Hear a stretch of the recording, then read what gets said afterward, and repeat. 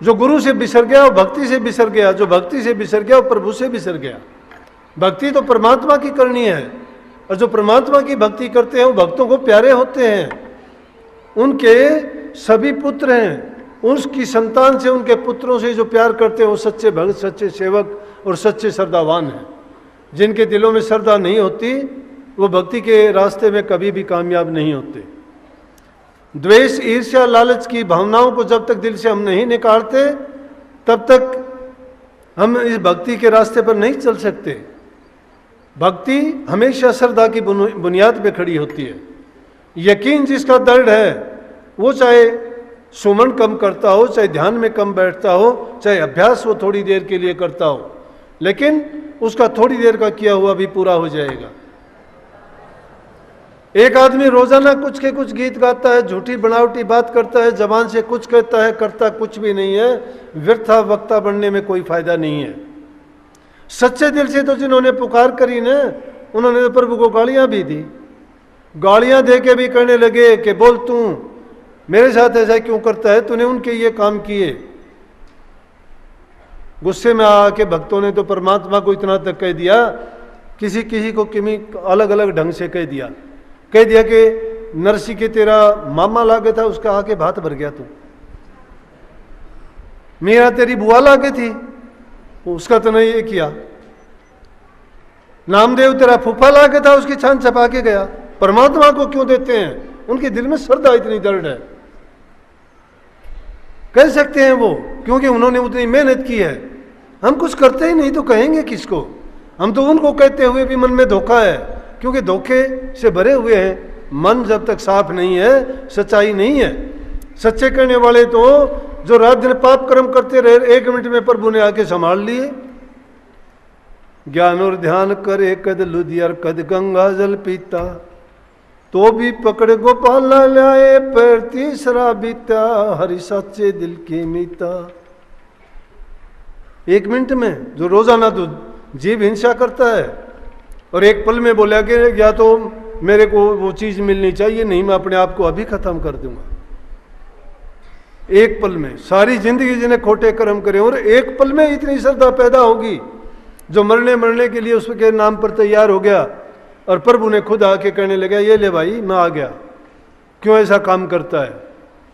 भक्तों के दिल में इससे भी ज्यादा बढ़ के श्रद्धा होनी चाहिए। गुरु हमें कहता है, गुरु के वचन की पालना करते हैं क्या? नाम का सुमरण तक नहीं करते। सच्चाई की बात यह है, अगर सुमरण भी कर लोगे तो भी इस जमाने में बहुत है। ये मनों से बुरी भावनाएं जब तक नहीं निकलती हैं, अच्छे विचार नहीं टिक सकते अंदर में। पहले खाली करो अंदर से बुराइयां जो भरी पड़ी हैं, जन्म जन्मांतरों से, युग युगांतरों से, अनेक योनियों से जो जो कर्म करके आए हैं, उस कर्म का भार हमारे सिर पर है। अभी वो गठड़ी जब तक पाप की भरम की रखी हुई है तब तक उस रास्ते पे नहीं चल सकते। गुरु क्या करेगा बेचारा? गुरु तो बहुत करता है बेचारा। गुरु इसलिए नहीं कि गरीब है, नहीं, गुरु क्या विचार करेगा इस बात पर? गुरु क्या विचार करे इस पर कि क्यों ऐसा नहीं होता? ये चीज अपनाने की है। अगर हम उन चीजों को अपना लें, सही मायने में उनको मान लें, अपने जीवन में उतार लें, तो बदलाव होते हुए देर लगती नहीं। बदल जाना ही नाम है ये। दुनिया के बहाव में अगर बहे जाएंगे तो ये पाप कर्म से कभी नहीं बच सकते। नहीं तो स्वामी जी महाराज ने तो गजब लिख दिया, एक ही वाणी में सारी बात खत्म कर दी। मन में संख्याएं पैदा करते हो, कभी किसी चीज की, कभी किसी चीज की। सही रास्ते पर चलो, बुराइयां करो ना, सारे काम अपने आप सच्चे हो जाएंगे। जिसकी शरण ली उसके गीत यूं गाओ, क्या कहते हैं स्वामी जी महाराज ने ये कही कि क्यों सोच कर है मन मूर्ख प्यारे, राधा स्वामी है रखवारे। हैं क्या राधा स्वामी रखवारे आपके? जब रखवारे हैं तो चिंता किस बात की करते हो? विश्वास जमाओ ना अपने दिल में। हम तो लोभ मोह की धार में, काम क्रोध के बहाव में, दुनियादारी की तृष्णाओं में डुबकी लगाते तो फिरते हैं, भगत बने दिखाना चाहते हैं कि हम भगत हैं। भक्ति का रास्ता तो बड़ा सुगम है, इतना कठिन नहीं है। कठिन तो हमने बना दिया क्यों बना दिया कि जब करना तो कुछ चाहते नहीं और उसको बात बातों से ही कहते हैं कि ना ये हो नहीं सकता, ढुलमुल नीति अपनाई, उस रास्ते पे चलते नहीं। भक्ति का मार्ग सुगम है परंतु कठिन है खांडे की धार जैसा। उसमें दुनियादारी की मलामत सहनी पड़ेगी, अनेक प्रकार की परेशानियां रास्ते में रास्ता रोक के खड़ी हो जाएंगी। तुम्हें कदम कदम पर उस रास्ते से भटकाने की कोशिश करेंगी, अनेक को चीज ऐसी आएंगी। बाहर तो आएंगी दुनियादारी की जिनको मोटे बंधन कहते हैं, और अंदर में जब अभ्यास करोगे तो सूक्ष्म चीजें तुम्हें भटकाएंगी। एक नहीं अनेक प्रकार की चीज आएंगी। अभ्यासी लोग जानते हैं जब भी अभ्यास में जाओगे, जब भी तुम थोड़ा सा ध्यान लगाने की कोशिश करोगे तुम्हें दुनियादारी की बात तभी याद आ जाएंगी। मुझे आती हैं तो इसलिए आपको कहता हूं, जब भी तुम्हारा ध्यान लगने को होगा उस रास्ते पर चलोगे, कोई ना कोई ऐसी बात आके दिमाग में आपको घेर लेगी। फिर मैं ख्याल करते हैं कि ये वो झीने बंधन है जो इंसान को गिराते हैं। लेकिन जिसने सतगुरु की शरण ली है, ओट पकड़ी है, और जो गुरु की लड़ फड़ के चलता है तो गुरु अपने आप संभाल लेता है। उनके बुरी भावनाओं को आने वाले दिल में जो ऐसे संख्याएं हैं उनको मिटा देता है उसी टाइम, और धीरे धीरे करके गुरु सहारा देता है तब जब हम उस रास्ते पर चलते हैं। इसीलिए उस रास्ते पर चलने के लिए अकेला नहीं चल सकता, गुरु को साथ लेके चलना ही पड़ेगा। बाहर से अगर गुरु को साथ लेते हो तो वचन को मानो, अंदर में जाओगे तो गुरु अपने आप संभाल करेगा। इस बात को अपने ध्यान में रख के जो भी अभ्यासी अभ्यास करते वक्त सोच लेना, ये हर एक के साथ घटित होती है, मुझे पता है। थोड़ा ध्यान लगाओगे थोड़ा प्रकाश दिखाई देगा, ऊपर जाओगे वही प्रकाश गायब हो जाएगा, कुछ नहीं रहेगा। फिर सोचोगे क्या करूं, फिर तुम नीचे के दर्जों से फिर शुरू करोगे, फिर ऊपर की तरफ चलना होगा, चढ़ना होगा, थोड़ी दूर जाओगे फिर गिर जाओ। लेकिन संतों ने कहा अभ्यास करो। अभ्यास क्यों करो? अभ्यास करते करते उन बाधाओं को लांघ जाओगे। जब वो बाधाएं हैं तुम देखते नहीं, छोटा बच्चा है, कोई छोटे जानवर हैं, गौर किया करो, जब वो किसी ऊंची चीज को लांघने की कोशिश करते हैं, उस पर चढ़ते हैं, गिर जाते हैं। लेकिन थोड़ी देर के बाद फिर देखोगे फिर चढ़ाई शुरू करते हैं उसी पर, फिर गिर जाते हैं, फिर चढ़ाई करते हैं, और थोड़ी देर में पाओगे 2-4 बार के बाद में उसी चढ़ाई को पार कर जाते हैं। उनका कोई उद्देश्य नहीं होता, शायद उनका होता भी होगा जहाँ कहीं जाना चाहते हैं, लेकिन फिर भी उस बाधा को जरूर पार करते हैं। इंसान में समझ है, बुद्धि है, ज्ञान है, और फिर गुरु का दिया हुआ ज्ञान है जो यथार्थ है। ये ज्ञान चीज़ों को, जानकारी का ज्ञान दुनियादारी का ज्ञान है। इसीलिए कहीं ना, और ज्ञान सब ज्ञान ब्रह्म ज्ञान सो ज्ञान। जो ब्रह्म ज्ञान वेता है, ब्रह्म के ज्ञान को जो जानते हैं, वही अंतर में जब आध्यात्मिकता के रास्ते पर चलते हैं, शरीर के मंडलों को पार करके मन के मंडलों को पार करना पड़ेगा। ये मन के मंडल बाधाएं बढ़ती हैं। मन के मंडलों से जब आगे निकलोगे, रूह के भी मंडल आते हैं आगे, आत्मिक। जब उनसे आगे निकल जाओगे, वो चौथा पद है संतों का, उसमें जाने के बाद कोई भ्रम नहीं रहता, उसके बाद गिरावट भी नहीं आती। इसीलिए संत कोई गिरा नहीं है, क्योंकि वो 3 पद से आगे ही गए हैं। चौथे पद की बात उन्होंने की है, लेकिन दुनियादारी के लोग नीचे रह गए। कोई तांत्रिक बन के बैठ गया, तन की विद्याएं हैं उनके पास। कोई मन की जान के मंत्रिक मंत्रों में फंस के रह गया, सिर्फ मन की दौड़ तक शामिल रहे।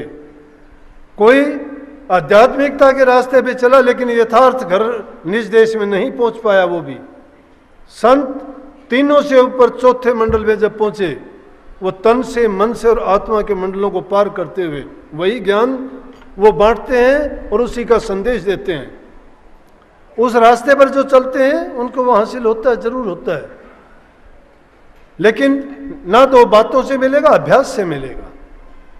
अभ्यास करने के लिए जरूरी है कि आदमी चरित्रवान बने, विकारों को त्यागे, मन में और घर में शांति हो, आपस में प्यार प्रेम हो, सेवा करने का जज्बा हो, जबान में मिठास हो। ये चीजें जब तक नहीं है तब तक प्रयास करना भी बेकार है। ये मूल चीज है, मौलिक चीज है।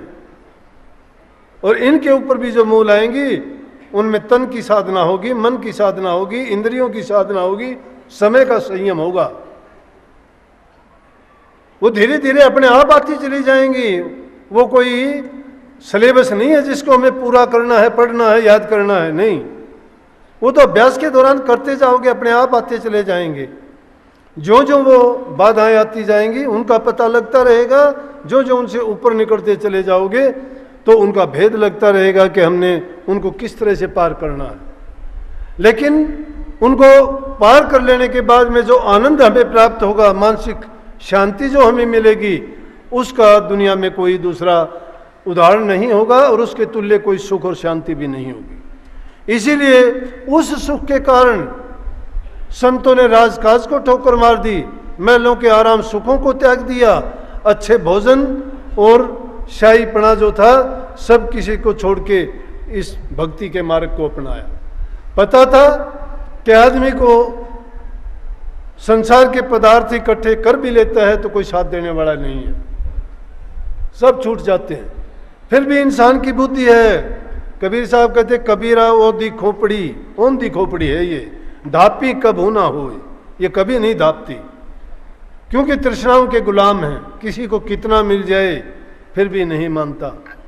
देखते नहीं, लाखों करोड़ों अरबों के पैसे होते हैं, उनके बिस्तरों पर, लैट्रिनों में, बाथरूमों में छिपे होते हैं, उनके जूतों में भी पैसे होते हैं। एक आदमी गरीब जिसको रोटी खाने को भी नहीं मिलती, वो पैसे वाले उन पैसों को लेके जाते हैं क्या? यहीं दबे रह जाते हैं, यहीं पड़े रह जाते हैं, वो कोई काम नहीं आते। उनका जब संदेश आता है वो बता भी नहीं पाते कहाँ हैं और कहाँ रह गए, कहीं नहीं पाते। क्या हुआ उसका? सारी जिंदगी खोटे मंदे कर्म करके जो इकट्ठा किया था वो यहीं छोड़ के गए। अरे ऐसी चीज इकट्ठी क्यों नहीं की जिसको साथ लेके जाते? और वो चीज कौन सी थी? भगवान का भजन है। वो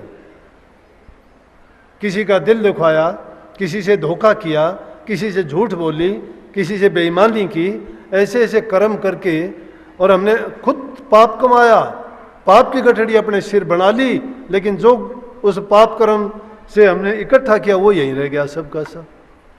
इसलिए अच्छे काम करके दुनिया में तो नामवरी होगी, अच्छे काम करने से, नेक काम करने से, और साथ जो लेके जाओगे वो धर्म की, सच्चाई की, और वो फल साथ लेके जाओगे जो हमें सदा के लिए सुख, शांति और अमरत्व दे देगा। वो भक्ति में मिलता है और कहीं नहीं मिलता। लेकिन वो भक्ति सस्ती तो संत मत ने बनाई। क्यों बनाई? कि सारी छूट कर दी कि घर में रहो, सारे काम करो, माँ बाप की सेवा करो, आपस में प्यार प्रेम से रहो, हक हलाल की कमाई खाओ, किसी को दुख दर्द तकलीफ ना दो किसी प्रकार से भी, किसी के लिए दुख का कारण ना बनो। तुम्हें अगर कोई दुख दे देता है तो चिंता ना करो, तुम्हारा कोई बुरा करता है तुम उसका बुरा ना करो। अगर तुम्हारा बुरा किसी ने किया, तुम उसका बुरा करते हो, तो तुम भी भले नहीं हो, तुम बुरे के भी बुरे हो।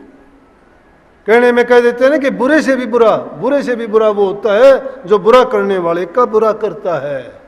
एक बुरा करता है, करने दो, उसका परिणाम उसको मिलेगा। तुम अच्छा करके देखो, तुमने तो अच्छा किया, तुम्हें तो अच्छा मिलेगा। दूसरे की बुराई को क्यों देखते हो? दूसरे की बुराई को देख के तुम्हारे अंदर बुरे विचार आएंगे। बुरे विचार आने से ही यूँ समझो कि तुम्हारे जो अच्छे विचार हैं उनमें कुछ ना कुछ कमी आई है। अच्छे देखने से तुम्हारे अच्छे विचारों में इजाफा होगा। कभी भी अपनी दृष्टि में ऐसी दृष्टि ना बनाओ कि जिससे हम दृष्टि में दोष आ जाए कि बुराई देखें। अपनी दृष्टि को इस ढंग से रखो कि जो कुछ देखे वो अच्छी देखे, और अच्छे देखने से हमारे अच्छे गुणों में हमेशा ही इजाफा होता रहे और हम अच्छे इंसान बने। अच्छा जो बनेगा वही अच्छाई के रास्ते पे चलेगा। एक बार जब उस मार्ग पर चलना शुरू कर दोगे, कभी भी तुम दूसरे का बुरा नहीं करोगे। मुझे बहुत खुशी और फख्र है, गुरु महाराज ने जो मिशन चलाया उसी रास्ते की एक कड़ी है ये। आज देखते हैं कितने लोग हैं हुक्का बीड़ी पान तंबाकू भी नहीं पीते। नहीं, लोग बहाना लगाते थे, बहाना लगाने वालों के लिए बहुत हैं। कहते थे स्वामी जी महाराज भी तो हुक्का पीते थे, लेकिन ये बात भूल जाते हैं कि स्वामी जी महाराज हुक्का पीते थे, तो स्वामी जी महाराज ने जो नाम प्रकट किया तुमने कर दिया क्या वैसा प्रकट? ये तो वक्त वक्त की जरूरत होती है। संतों ने कुछ काम जो खुद नहीं करने होते अपने सेवकों से करवाते हैं। कुछ हालात से, मजबूरी के कारण हालात में ऐसी चीजें अपनानी पड़ जाती हैं। महर्षि शिवरतलाल जी भी हुक्का पीते थे। आर्य समाज में बहुत तकड़े वो प्रचारक रहे। आर्य समाज का गजट उन्होंने लिखा। आर्य समाज में घास पार्टी और मांस पार्टी को उन्होंने एक किया। बाद में राधा स्वामी मत में आ गए। क्यों आ गए? कहने लगे कि अगर आप लोग किसी की बुराई करते हो मुझे अच्छी नहीं लगती। स्वामी दयानंद जी ने ये तो नहीं कहा कि तुम दूसरे की बुराई करो, हमारे पास अच्छा कुछ है तो हम अच्छा देंगे आपको, लेकिन अगर कोई बुरा करता है वो अपना बुरा करता है, उनकी हमें बुराई करने की या उन पर आक्षेप लगाने की या कुछ करने की जरूरत नहीं है।